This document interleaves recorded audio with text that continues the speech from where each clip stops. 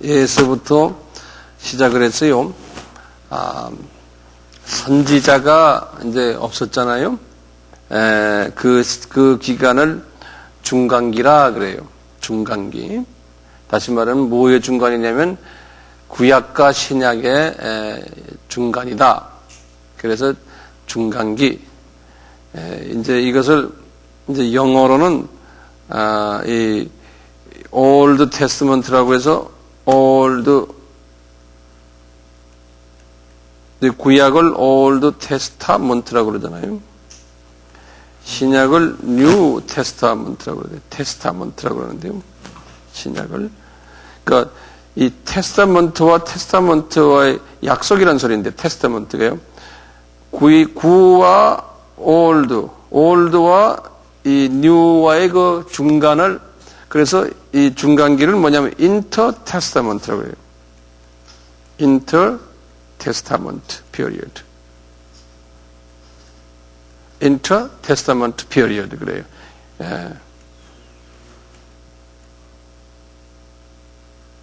period. 요 400년을 한국말은 중간기라고 그렇게 말했어요. 근데 이제 정확하게 말하면 인터란 건 사이라는 소리. 그 인터내셔널 그러면 나라와 나라 사이. 그래서 우리 국제라고 그러잖아요. 인터내셔널 하는 식으로요. 요 중간기 요때요. 이제 문헌들을 보면은 이 중간기에도 아까 말라기 시대나 거의 같았어요. 이 성전은 있는데 제사를 그런 식으로 드렸어요. 6월절 뭐 우습게 알고요. 근데 6월절을 지키긴 지켰어요. 그래서 지금부터는 제가요, 이 6월절을 예수님 당시에 어떻게 지켰는가, 한번 볼 필요가 있겠죠? 그렇죠? 예. 그래서 제가 여기 이게 모셰 로즌이라는 유대인인데 이분이 유대인 크리스찬이에요. 이분이 Jews for Jesus라고 해요. Jews for Jesus라고 유대인 크리스찬 기구로서는 제일 큰 기구인데 그거를 창시한 사람이에요.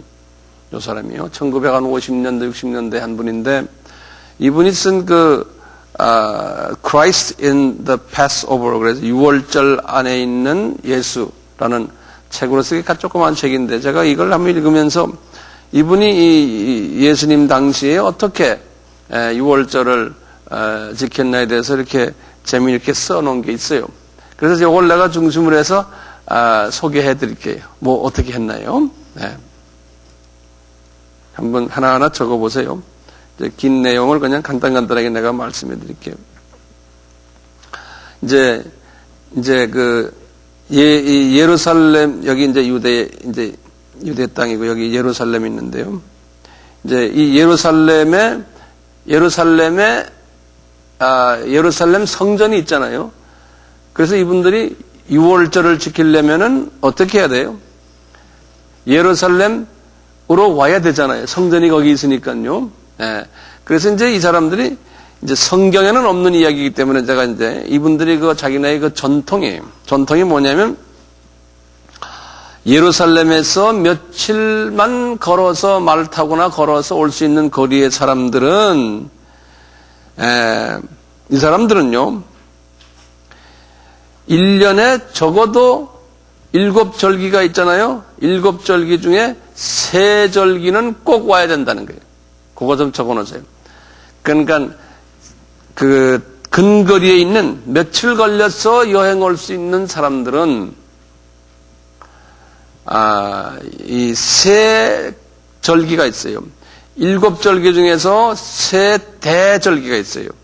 그게 뭐냐면 6월절, 그 다음에 오순절, 그 다음에 제일 마지막에 있는 게 뭐죠? 장막절이에요. 요 3절기가 대절기예요. 이때는 꼭 와야 된다는 거예요.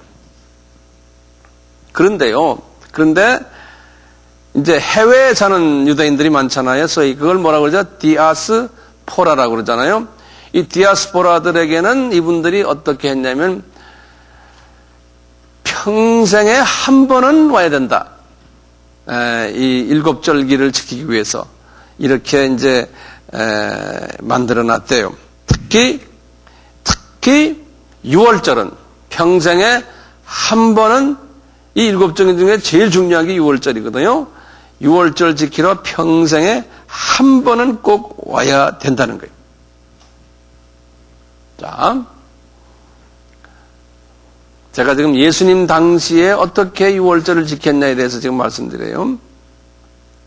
그리고는 그 당시에 예루살렘의 인구가 얼마였냐면, 예루살렘의 인구가요, 한번 생각해 보세요. 인구가 얼마 됐겠네요. 거기 사는 사람들, 예루살렘의 정착 인구가요, 예루살렘의 정착 인구가 약 한, 여기 이분 말이면 600만 명이에요. 600만 명. 600,000. 600,000이면 600만, 아니죠. 60만 명이. 예. 60만. 예루살렘 인구가 60만 명이. 그런데요, 6월절이 되면요, 6월절 때 순례자로서 오는 사람이 얼마냐면요, 여기 보니까 약 200만 명이 온다는 거예요.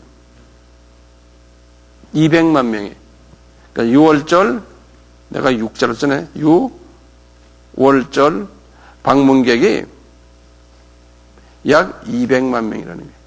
그러니까 이 도시가요, 예루살렘 도시가 얼마나 북적대겠어요. 그렇죠? 상상할 수 있죠? 북적대는데요. 여기 그랬어요. 이분들이 언제 도착을 하냐면요, 최소한 1주나 2주 전에 예루살렘에 도착을 해야 된다는 거예요. 최소한 1주나 2주 전에 예루살렘에 도착하는 거예요.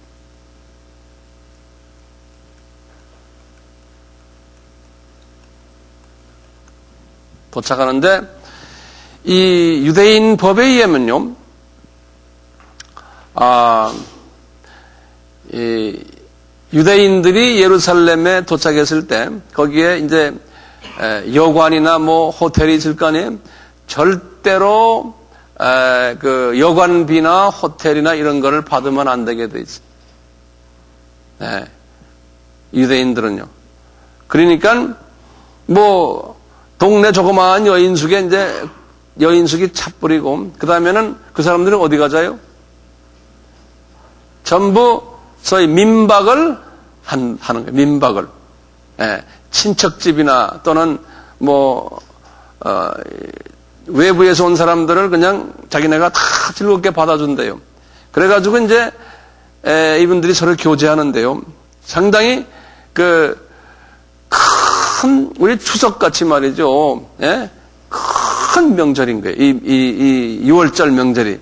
그래서 성서에도 보면 6월절 명절이 온지라 뭐 이렇게 성서에 나오잖아요. 예. 아주 그냥 엄청난 명절인데 생각해 보세요. 60만 명이 사는 도시에 200만 명이 더 붙어 있었으니까 몇 배가 늘어난 겁니다. 약 한 4배가 늘어난 거예요. 인구가요. 그러니까 상당하죠. 그런데요, 보통 열심히 있는 사람들은요, 4주 전에 도착한대요. 4주 전에. 네? 이 4주 전에. 4주 전에 도착하고 이분들이 예루살렘 안에 있는 소위 뭐라고 그러죠? 그분들의 시나가고를 한국말로 뭐라고 그러죠?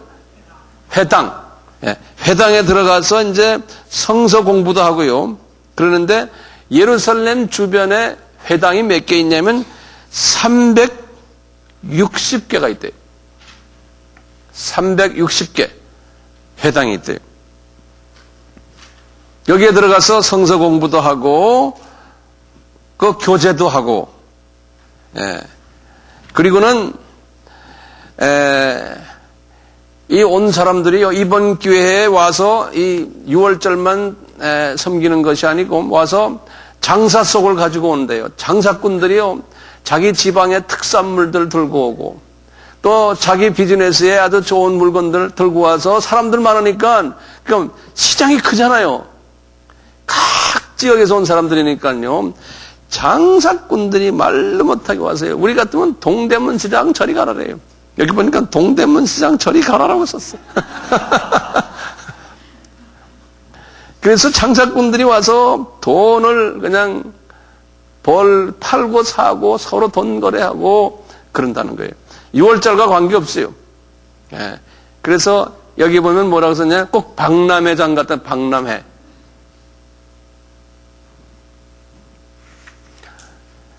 그리고는 그 동네에 공동묘지가 있는데요. 공동묘지가 지저분할 거 아니에요? 그 겉을 다 하얀 뺑기칠로 다 칠한대요. 그래서 예수님이 뭐라고 그랬어요? 무덤을 회칠한 무덤이라고 그랬잖아요. 이 화단 거기 보면 그렇게 써놨어요.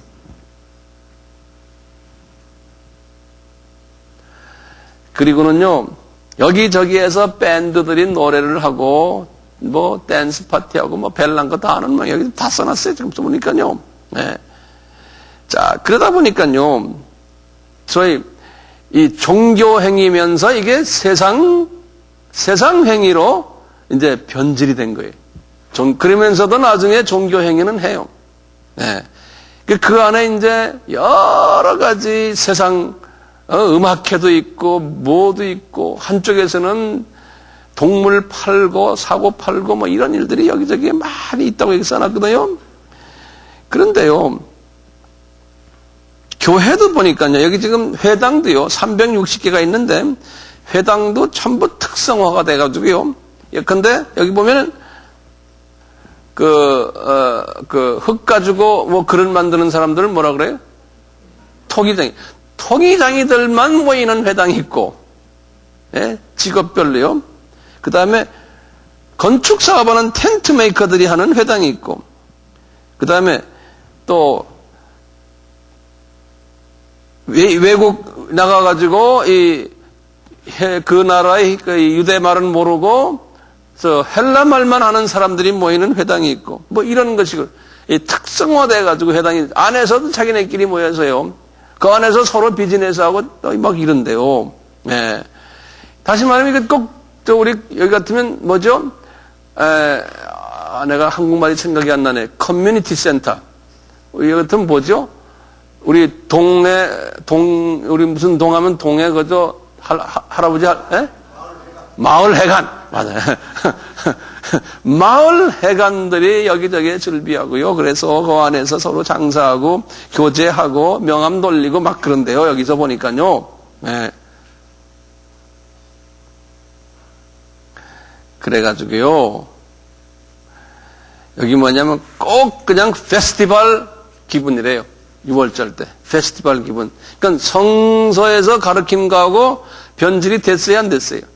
변질이 되어버렸어요. 나 이걸 읽으면서요.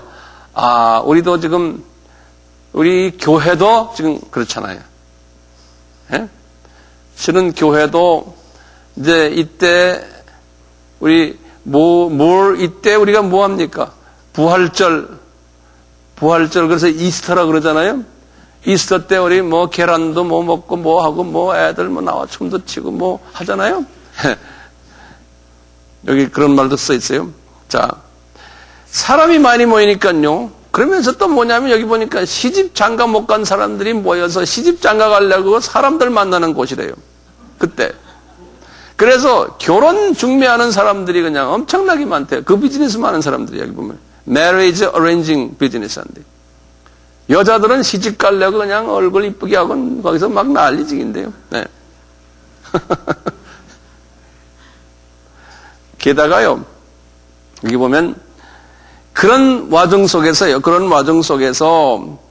군중들이 뭐 하냐면요, 여기저기에서 그냥 송아지 우는 소리, 예? 염소 우는 소리, 비둘기 깨깨 소리, 그 다음에요, 양 우는 소리, 사람들이 여기저기서 음악회 하면서 좋아서 박수치고 소는 소리, 예? 그 다음에 친구들 만나서 좋아서 막 술 한잔 하면서 노는 소리, 여기 다 여기 써놨어요.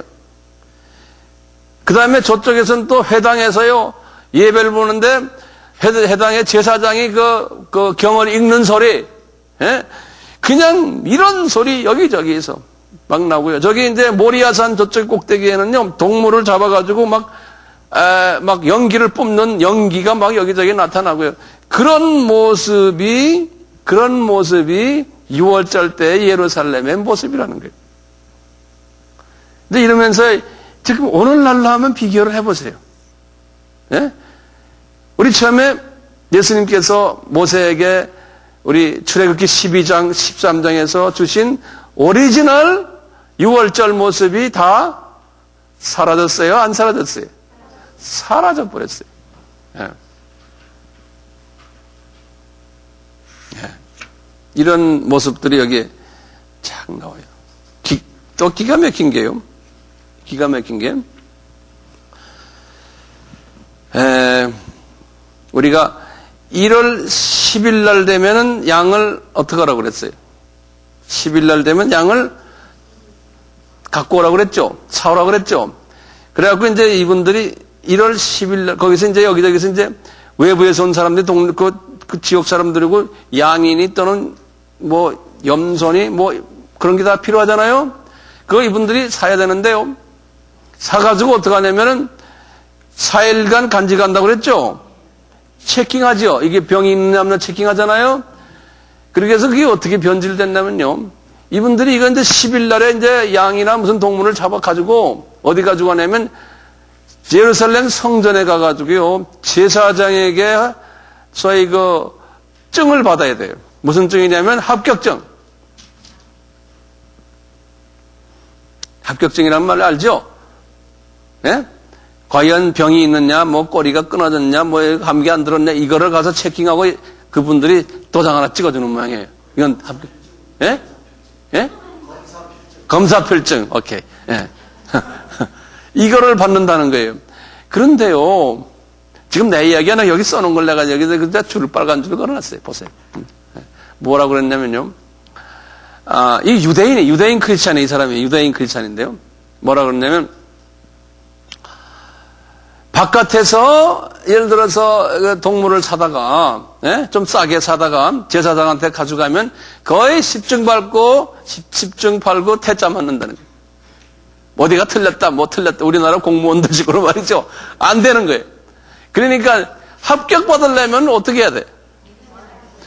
그 안에 제사장들이 운영하는 동물 비즈니스가 있는 거예요.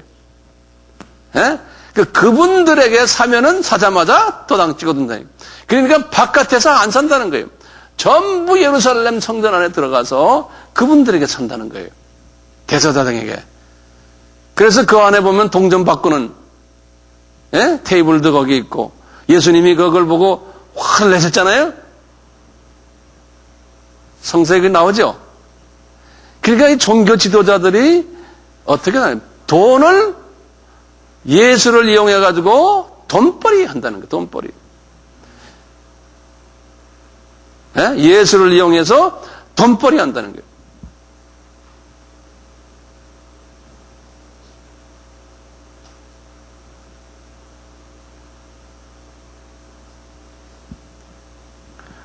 그런 모습을 여기다 이렇게 적어놨어요. 여기다요.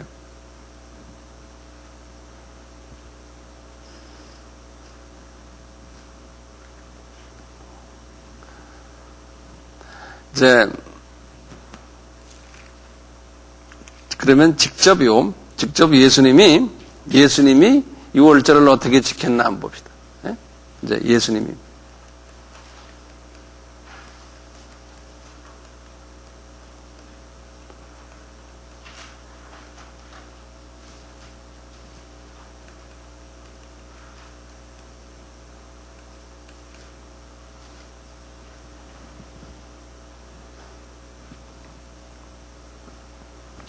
예수님이 3년 공생애 동안에요. 6월절을 몇 번 지켰냐면 예수님이 몇 번 지켰어요? 4번을 지켰어요. 예수님이 성서에 나오면요. 근데 예수님이 6월절을 성서에 보면 3년 공생애 동안에 4번 지켰는데 공생애 전에 한 번 지킨 이야기가 나와요. 예수님이 누가복음 2장 41절에서 그 후에 보면요. 12살 때 예수님이 우리 엄청 봐요. 누가복음 2장에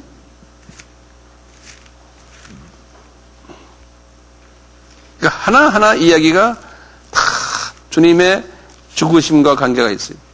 죽으심과 부활하심과 관계가 있어요.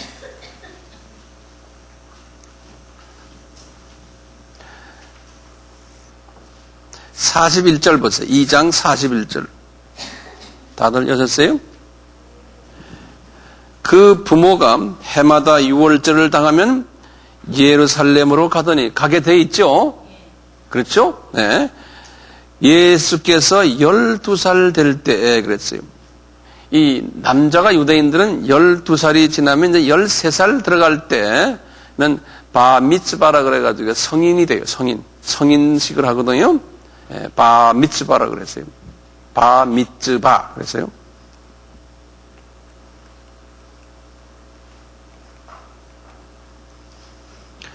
성인이라는 이제 13살 이제 시작해서부터 이제 성인이 되는 거예요. 그러면 지금도 아주 큰 잔치를 해요.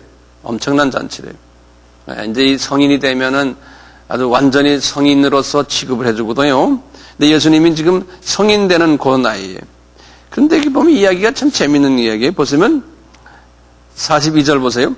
예수께서 12살 될 때 저희가 이 절기의 전례를 쫓아 올라갔다가 그 날들을 마치고 돌아올 때 아이 예수는 예루살렘에 머무셨더라. 그 부모는 이를 알지 못하였고 동행 중에 있는 줄로 생각하고 하룻길을 간 후 친족과 아는 자 중에서 찾되 만나지 못하며 찾으면 예루살렘에 돌아갔더니 만나지 못하며 찾으면서 예루살렘에 돌아갔더니 그러니까 사람이 엄청나게 많이 온 모양이죠. 예? 찾지를 못한 거예요. 사흘 후에 성전에서 만난즉 그가 선생들 중에 앉으사 저희에게 듣기도 하시며 묻기도 하시니 듣는 자가 다 그 지혜와 대답을 기이 여기더라. 이게 무슨 절입니까? 지금 예수님이 12살이 이제 어른이 됐으니까요. 지금 6월절 저렇게 그냥 군중들이 저렇게 난리적이고 지금 이 성전에서 일어나는 일들에 대해서 예수님이 아셨을까요? 몰랐을까요? 자기 이야기인 거를 알았을까요? 몰랐을까요? 아셨겠죠. 분명히요. 예? 이렇게 하라고 이 예수가 1500년 전에 누구한테 말했어요? 모세에게 말했잖아요. 1500년 전에. 예? 그것이 이렇게 변질이 된 거예요. 그래서 1500년 동안 예수님이 가끔 지금 임금들에게 말했잖아요. 아까 북쪽 임금, 남쪽 임금들에게. 니놈들아, 너희들 다 욕을 했잖아요. 다 기억나죠? 그 다음에 중간기에도 보죠. 그 전에 말라기에도 보죠. 다 지금 와서 보니까 또 이러는 거예요. 이분이 그러시는 거예요. 자, 47절에 보세요. 48절에 그 부모가 보고 놀라며 그 모친은 가로되 아이야 어찌하여 우리에게 이렇게 하였느냐 보라 내 아버지와 내가 근심하여 너를 찾노라. 이게 이분들은 지금 모르는 거예요. 예수께서 가라사대 어찌하여 나를 찾으셨나이까 내가 내 아버지 집에 있어야 될 줄을 알지 못하셨나이까 하시니 양친이 그 하신 말을 깨닫지 못하더라. 예수께서 한 가지로 내려가서 나사렛에 있으리니 이스라엘 순종하여 받드시더라. 그 모친은 이 모든 말을 마음에 두니라. 이거 보면 여기 보면요. 예수님의 그 6월절 죽으심과 부활이 여기에 숨겨져 있어요. 네? 어떻게? 이 예루살렘 성전에 예수님이 가신 것은 이미 어린 양으로 택함을 받아서 이미 들어가신 거예요. 1월 10일 날에 네? 이분이 들어가셨어요. 들어가셔서 부모님들은 이분을 잊어버렸어요. 네? 죽은 줄 아는 거예요. 그러다가 며칠 만에 살아났어요. 사흘 만에 살아나셨어요. 사흘 만에. 그러니까 부모들은 이게 웬일입니까? 하지만 하나님이 그 부모에게 이걸 가르치는 거예요. 그러면서 내가 아버지 집에 내가 있는 게 뭐가 잘못이냐? 어머니는 아는 거예요. 어머니는 임신할 때 알잖아요. 그러니까 어머니가 그 마음에 이렇게 두고 있는 거예요. 그러니까 모든 이런 예수님의 사건들을 보면요. 전부 예수님의 죽으심과 부활과에 연계되어 있어요. 만약에 이런 내용인데 이걸 가지고 우리가 딴소리하면 그 사람은 딴소리하는 사람이에요. 예? 그러니까 주님의 예수와 동떨어진 이야기를 하는 경우가 너무나 많아요. 예수와 동떨어진 이야기들. 심하게 말하면 아이들 우리 잘 봅시다. 예를 들어서 가르치는데 이거 봐 예수님도 잊어버렸지 않습니까? 예? 어디 시장에 갈 때 어디 갈 때 여행 갈 때 아이들을 잘 돌보시오. 어린이 주일날에 이렇게 설교하는 경우도 가끔 없어요.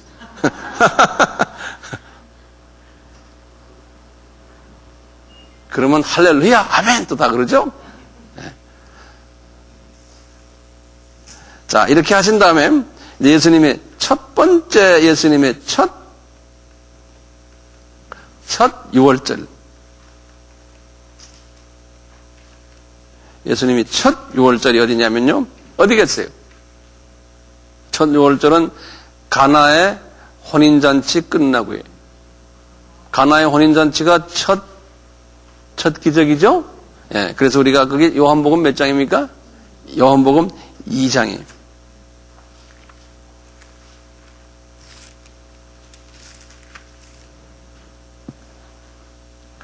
요한복음 2장이요.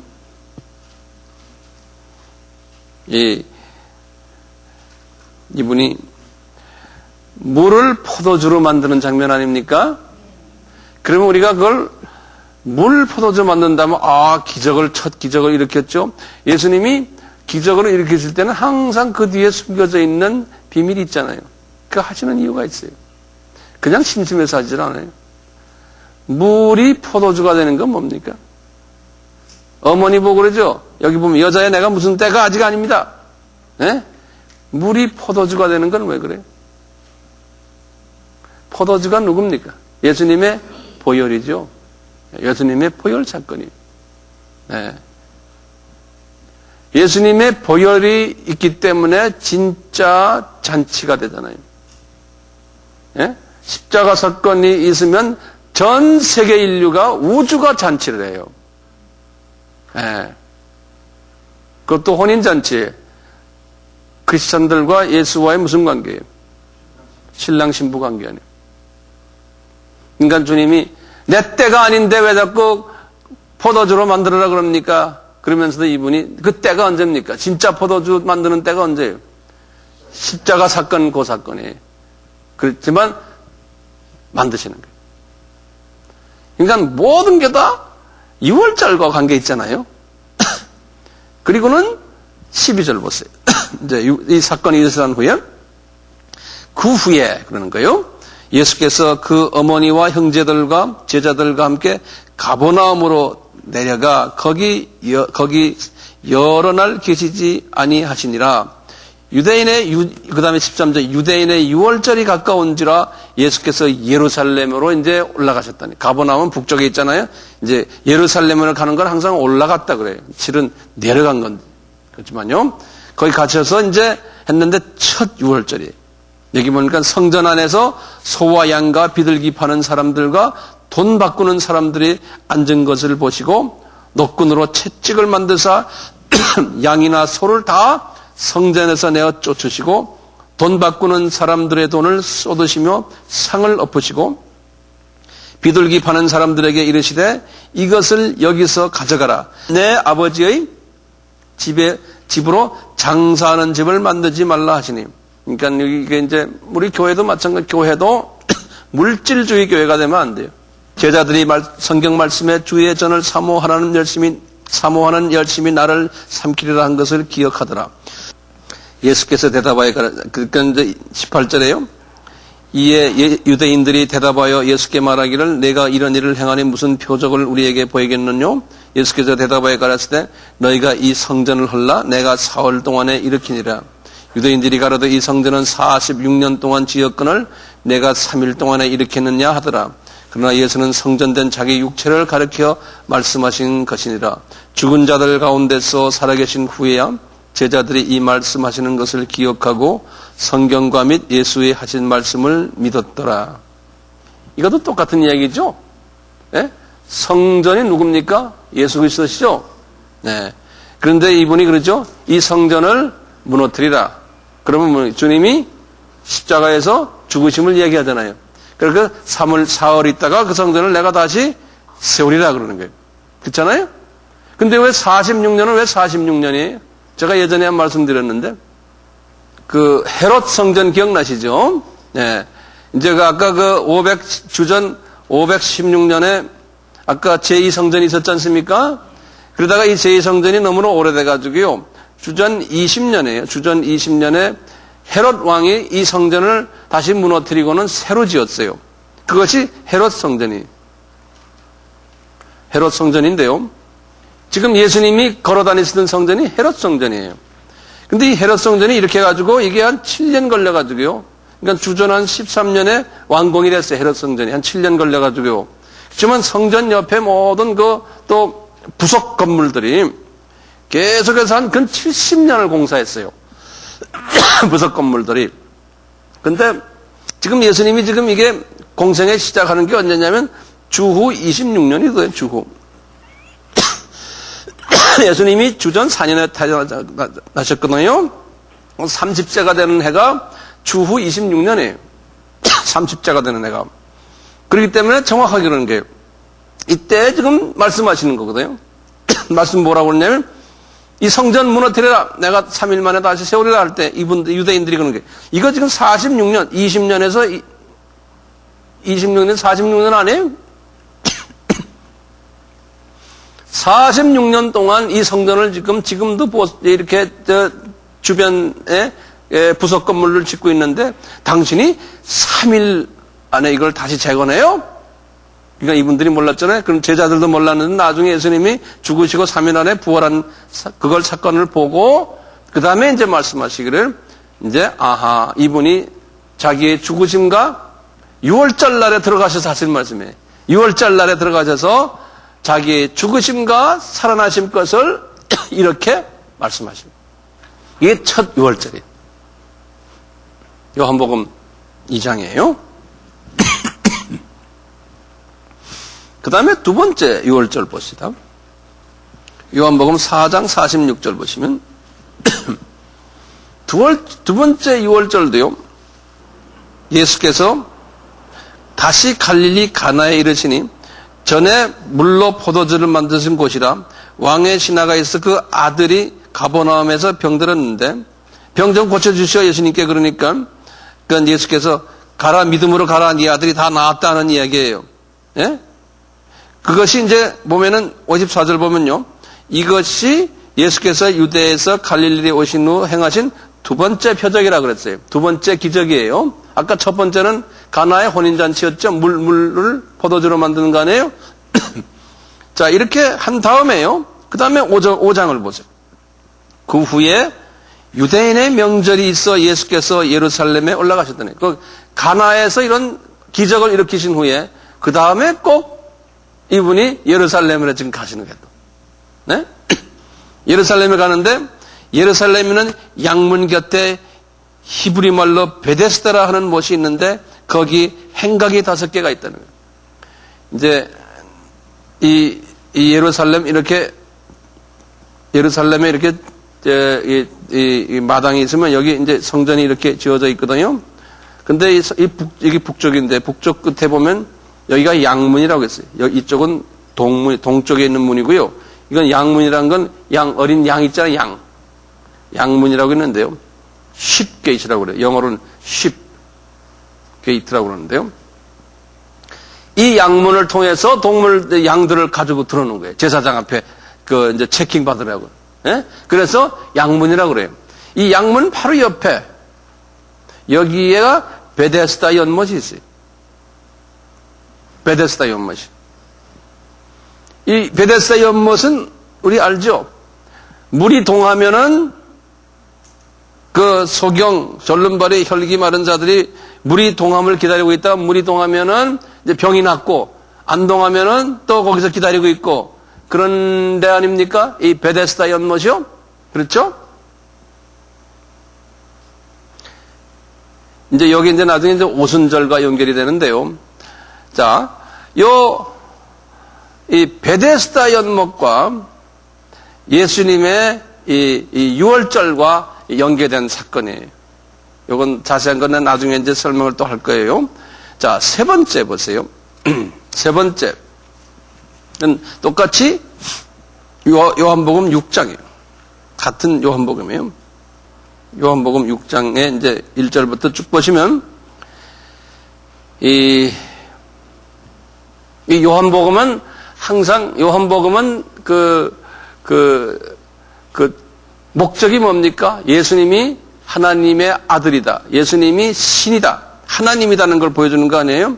그래서 요한복음은 항상 1장은 예수님이 하나님이시다라는 걸 보여주시고 2장부터 나가서 뭐냐면 꼭 그 하나님이 어떤 기적을 일으킨 이야기가 먼저 나와요.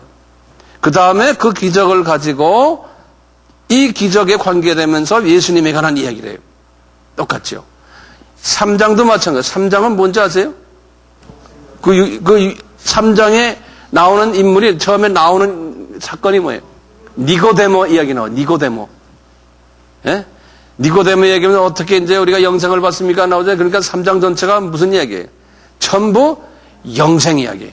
영생 이야기. 그러니까 한 사람이 사건을 가지고서 하나님이 일부러 그 사건을 일으키게 한 다음에 그 사건을 가지고서 하고 싶어하는 진리를 이야기를 해요. 그러니까 역사도 지금 일어나는 이 모든 역사도 하나님이 다 미리 다 아시고 탁탁탁 일으키시는 거예요.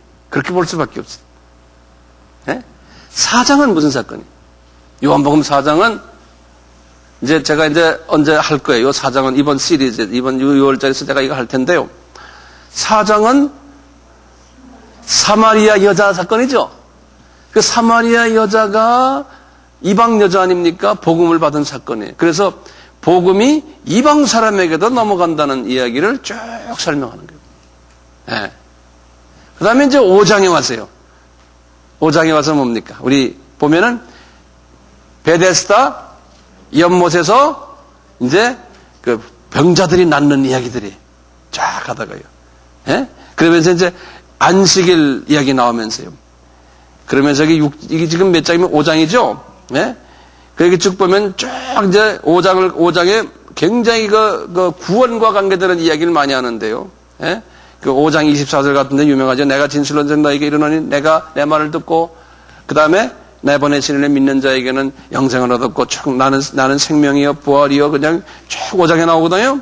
그러다가 이제 6장에 들어가세요.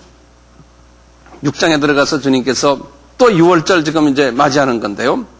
지금 6월절 맞이하는 얘기거든요. 6월절 맞이하시면서 이분이 6월절 가까운 줄 알면서요. 이제 보세요. 이제 6장 1절부터 보세요. 이후 예수께서 갈릴리 바다과 디베리아 바다 건너편으로 가시매 큰 무리가 따르니 이는 병인들에게 행하시는 표적을 봄이더라. 예수께서 산에 오르사 제자들과 함께 거기 앉으시니 마침 유대인들의 명절인 6월절이 가까운지라 예수께서 눈을 들어 큰 무리가 자기에게로 오시는 것을 보고 빌립에게 이르되 우리가 어디서 떡을 사서 이 사람들을 먹게 하겠느냐 하시니 이렇게 말씀하시면 친히 어떻게 하실 것을 아시고 빌립을 시험코자 하는 거라는 거예요. 그러니까 이제 이분들이 어떻게 했어요? 떡을 가져왔죠? 지금 제자 중 하나 갖고 시몬 베드로의 형제 안드레가 예수께 여짜오되 여기 하나가 있어 보리떡 5개와 물고기 2마리를 가졌나이다. 이렇게 하는 거예요. 그런데 떡으로 6장은 전부 떡 이야기예요. 떡 이야기. 그래서 오병이어 사건이에요. 예? 오병이어가 뭐예요?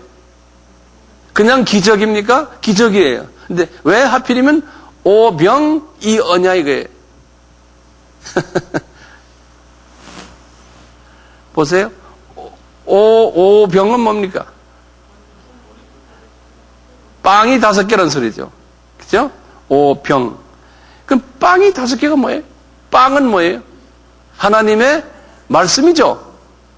여기 지금 보면 예수께서 나는 6장에 보면 나는 하늘에서 내려온 산떡이다. 나중에 이 떡을 먹어야 된다 너희들이. 그래야지만 이게 진짜 떡이다. 그 다음에 내 피, 그거 진짜 포도주, 이게 내 피인데 이건 먹어야지만 생명이 있다. 6장에서 그렇게 말씀하시거든요, 나중에요. 근데 빵이 5개면 빵은 뭡니까? 모세오경이라는 거예요. 자, 그러면 이 언은 뭐, 이 언은? 신구약이에요. 고기는 뭡니까? 생선은 뭐라 그랬어요? 예수님이라 그랬죠. 엑두스라고 그랬어요. 엑두스라는 건 생선은 엑두스는 예수님을 얘기하는 거예요. 네. 그래서 두 마리의 생선이니까 신약 생선, 구약 생선이.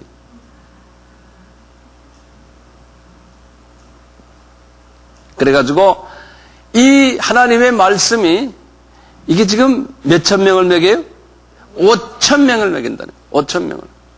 그렇게 하나님의 말씀이, 예? 구약 신약의 말씀이, 이 떡이 그렇게 많이 퍼진다는 거예요. 이 떡이요.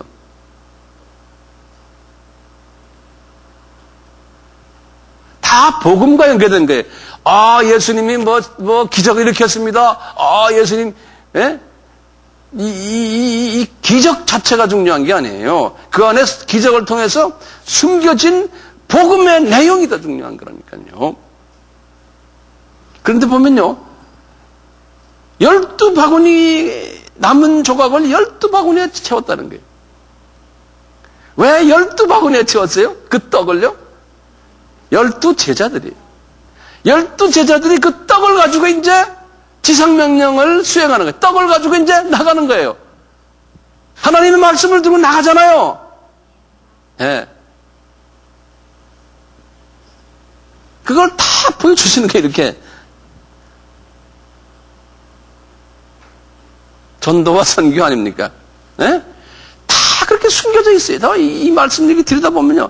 여러분들에게 이렇게 내가 잠깐 가르쳐 주시면 이제 성경 읽어보세요. 막 눈에 들어온다니까요. 예.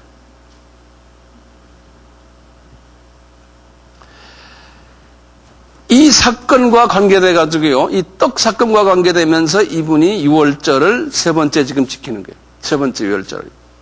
예. 그 유월절을 지키면서 이분이 이 말씀을 하신 거예요. 내가 하늘에서 내려온 산떡이다. 너희들 나를 먹어라. 그리고 네 번째는 요한복음 11장이에요. 이 55절부터 요거는 요한복음에는 간단히 나왔지만 이제 누가복음에 여기에 대해서는 자세히 나오죠. 이제 54절 보시면요.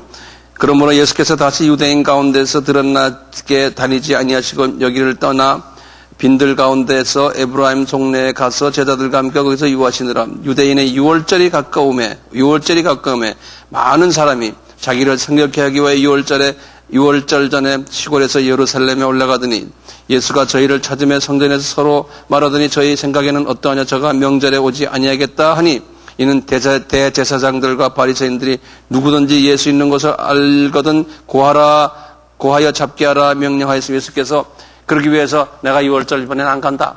이제 그러시면서 이분이 또 가시는 거예요. 그래서 우리 보면 누가복음 19장을 보시면요. 이제 유월절 그 하루 내려오시면서 저거 유명한 스토리들이 몇 개 나와요.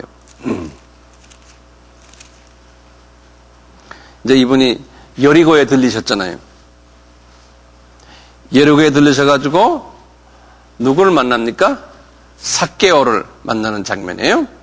그래서 이제 삭개오 하면은 예수님이 네 번째 유월절 지키기 위해서 이제 여리고로 내려가셔서 이제 이제 이스라엘 지도로 이렇게 보시면 이제 여기 갈릴리 호수가 있고 여기가 사해가 있거든요. 이 사해고 이제 갈릴리 호수인데 예수님께서 예루살렘이 여기 있고요. 이제 이 가버나움이나 이 동네에 계시다가 이번에 이렇게 내려오셔서 여기가 여리고예요. 여기 이제 요단강이거든요. 여리고에 들리셨대요. 여기서 이제 삭개오 만나시고 그 다음에 여리고와 예루살렘에 여기에 이제 하이웨이가 있는 거예요. 경부 고속도로 같이 말이죠. 이쪽으로 이제 예수님이 걸어오시다가 꼭 들리는 것이 여기에 바로 예루살렘에서 얼마 떨어지지 않은 조그만 도시 베다니에 꼭 들리시죠. 이 베다니는 누구네 집이에요? 예, 그 마리아, 마르다, 나사로 그 집이거든요. 여기서 주무시고는 예수님이 예루살렘 들어가서 일 보시곤 저녁 되면 여기 오셔서 주무시고 그래요. 이 집에서 주무세요. 예수님께서요. 그래서 네 번째 이제 예루살렘 유월절 맞으실 때 이분이 여리고에 들리셨다가 다시 베다니에 들리셔서. 베다니에 들려서 이 집에 들려서 뭐 했어요? 따님 중 한 분이 뭘 바쳤어요? 옥합을 깨뜨렸죠? 예. 그 옥합 깨뜨리는 게, 그게 예수님의 죽음을 기념하는 것이라고 그랬잖아요. 그렇잖아요? 그러니까 이 네 번째 유월절 지키러 들어가실 때 그러신 거예요. 네, 옥합을 깨뜨린 거예요. 요 베다니에서요, 1월 10일 날이에요. 예루살렘 바로 지금 제가 여기 예루살렘만 따로 여기 그리면요. 이게 예루살렘 도시인데요. 여기에 베다니가 있고요. 베다니와 예루살렘 이 사이에 거의 예루살렘 다 와서 여기 보면 뭐가 있냐면 감람산이라고 아시죠? 감람산이 바로 여기 예루살렘 성전이 이렇게 있으면 이쪽 이렇게 여기 있거든요. 감람산. 이 감람산이 있는 요 동네. 여기서 이렇게 보면 다 보이죠. 예루살렘 보이는데. 여기를 벳바게라고 그러죠. 벳바게. 마태복음 21장에 나오고요. 벳바게라고 그래요. 그 동네 이름이요. 한번 21장 보실래요? 마태복음 21장. 저희가 예루살렘에 가까이 와서 감람산 벳바게라고 그랬죠? 거기다 줄을 그으세요. 감람산 벳바게에 이르렀을 때 예수께서 두 제자를 보내시며 이르시되 맞은편에 가서 나귀와 나귀 새끼가 함께 있는 것을 보리니 풀어서 내게로 가져오라는 거예요. 그러면서 하시는 말씀이 만일 누가 무슨 말을 하거든 주가 쓰시겠다라 그리하면 즉시 보내리라 하시니 이는 선지자로 하신 말씀을 이루려 하시면 선지자가 누굽니까? 스가랴 선지자예요. 500년 전에 스가랴서 9장 9절의 말씀을 이루시기 위해 그러는 거예요. 뭐냐면 시온의 딸에게 이르기를 내 왕이 내게 임하나니 그는 겸손하여 나귀건 멍에 매는 짐승의 새끼를 탔다도 하라. 이 말씀을 이루시기 위해서 이 벳바게에서 그 나귀를 가져오라는 거예요. 지난 시간에 했지만요. 지금 요 날이 어느 날입니까? 1월 며칠에? 1월 10일 날이에요. 왜요? 예수님이 어린 양으로서 취함을 받는 날이에요. 예루살렘에 들어가서 취함을 받는 날이에요. 예수님이 그 1월 10일 날에 뭐 했냐면은 그걸 우리가 종료주일이라 그런다고요. 종료주일. 그렇죠? 그건 알죠? 종료주일이라는 건요. 1월 10일 날에 예수님이 예루살렘에 들어가셨어요. 똑같죠? 여기에 지금 일요일이에요. 그래서 우리가 종료주일이라고 그래요.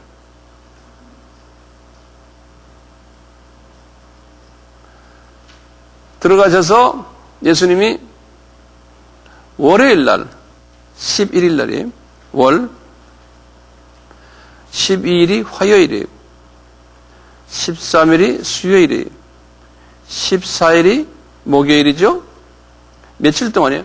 요 나흘 동안 뭐 했어요? 예수님이 점검당했죠. 그렇죠? 나흘 동안 죄가 있는지 없는지 흠이 있는 어린 양인지 아닌지를 점검당하셨어요. 그리고는 14일 밤에 지금 14일 저녁이에요. 14일 저녁. 14일 저녁은 다시 말하면 15일이죠. 그렇죠? 15일이죠. 14일 저녁이 이제 15일이 시작하는 거예요. 지금 요 기간 동안에 요 나흘 동안이에요. 요 나흘 동안은 유대인들은 뭐 해요? 지금 예루살렘이 지금 아까 내가 말했죠? 동대문 시장 바닥이에요. 그렇죠? 예. 그래가지고 동물들이 이제 그 성전 가까이에 두고 지금 점검당한 합격된 동물들이 거기에 있고 시장 바닥에 시장 바닥. 그럴 때 예수님께서요. 요 나흘 동안에 말씀을 많이 했어요. 특히 월요일 날은 뭐 하셨냐면 무화과 나무를 저주를 하셨어요. 월요일 날에. 그러면서 무화과 나무는 이스라엘을 이야기하지 않습니까? 이스라엘이 저주를 받을 것을 말씀하셨어요. 그래서 그 이스라엘이 저주를 지금 예수님이 이거 지금 하시는 게 주후 30년 이야기거든요. 주 30년 때 이 일들을 지금 하시는 거예요. 이게 주 30년에. 아까 주 26년에 예수님이 공생에 시작했다 그랬죠.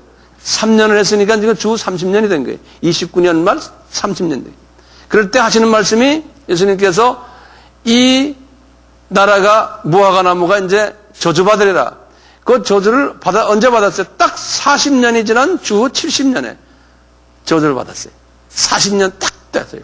40이라는 숫자가 있어요. 근데 예수님께서요, 화요일 날에 또 말씀을 많이 하시는데요. 화요일 날 말씀 중에서 이제 마태복음 24장에 보면요. 마지막 때의 징조를 쫙 말씀을 24장에서. 이 마지막 때 예수님의 재림의 징조를 이야기하시면서 무화과 나무가 다시 싹이 나서 이제 무화과 나무가 다시 나타나리라 그랬어요.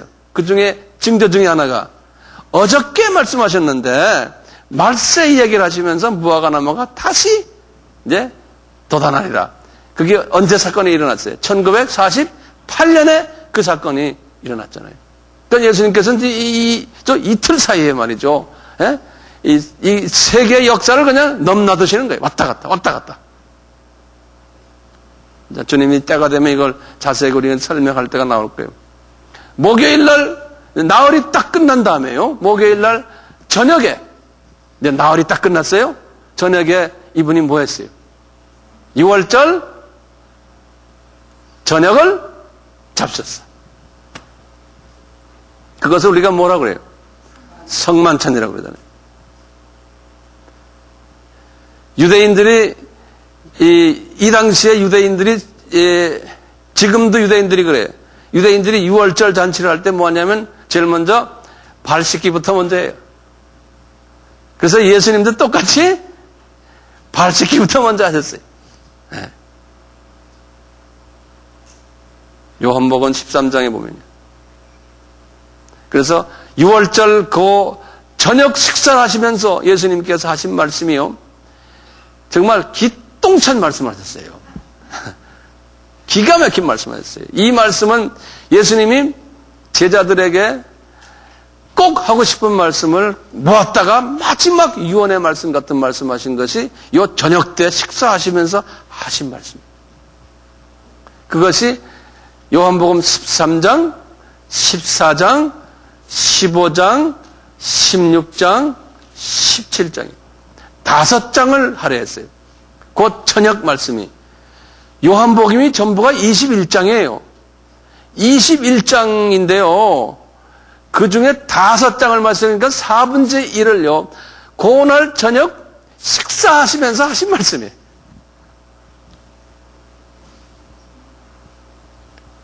이해가 되세요?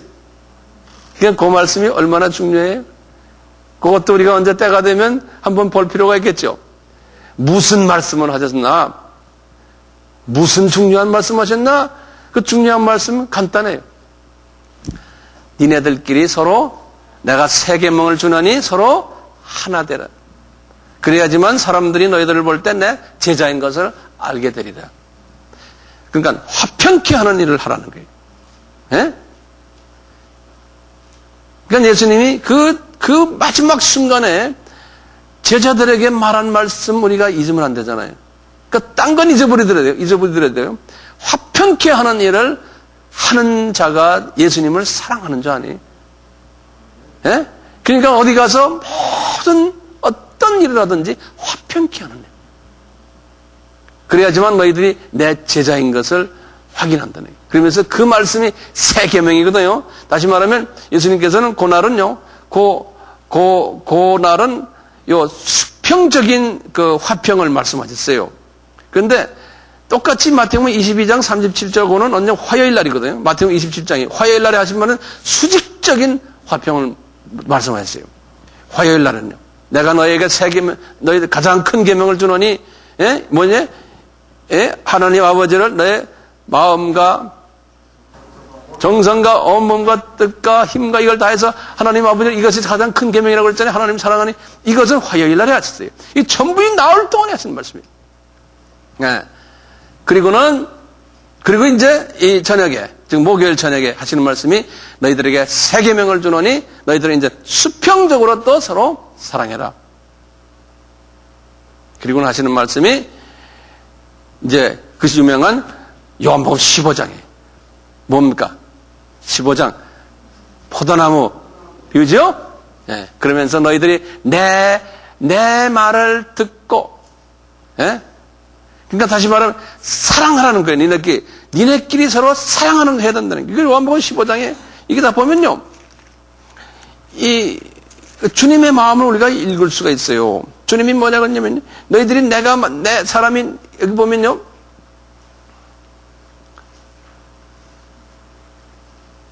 10절 보면 내가 내 아버지의 계명을 지켜 그의 사랑 안에 거한 것 같이 너희도 내 계명을 지키면 내 사랑 안에 있다는 거예요. 내 계명을. 그 계명이 뭡니까? 내가 너에게 새 계명을 주노니 그랬죠?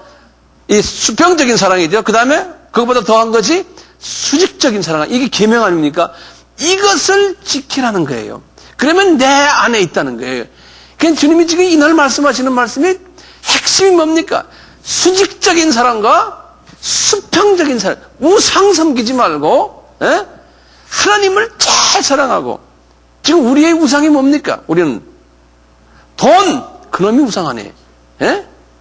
그 다음에 명예, 학벌, 기타 우리가 좋아하는 것들 있잖아요. 이게 다 우상 아닙니까? 이거 하지 말라는 거예요. 예.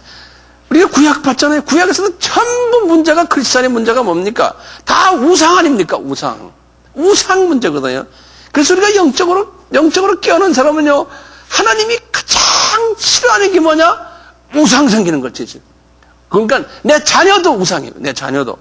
네? 내 남편, 내 부인도 우상이 될 수 있어요. 그것보다도 더 누굴 먼저 사랑해야 돼? 하나님을 먼저 사랑해야 돼. 네. 그래서 그랬잖아요. 네가 내 제자가 되려면 누가복음 15장 24절에 그랬어요. 너희들이 내 제자가 되려면 네 친척이나 네 자녀나 네 부모나 네 처자나 다 미워해야 된다는 거예요. 그렇지 않으면 내 제자가 안 된다는 거예요. 예? 미워. 근데 이게 보면요, 예수님께서 에베소서나 다른 데에 보면 네 와이프를 사랑해라, 네 자녀를 사랑해라, 네 부모를 다 사랑해주라 이랬는데 여기서는 또 미워하라는 거예요. 예. 그러니까 일반 크리스찬들은 사랑해줘야 돼. 가족 사랑하고 이거 해야 돼. 그렇지만 제자가 되는 사람은, 다시 말하면 천국에서의 높은 계급에 있는 사람은요, 생각을 바꿔야 되는 거예요. 예수만 먼저 사랑해야죠.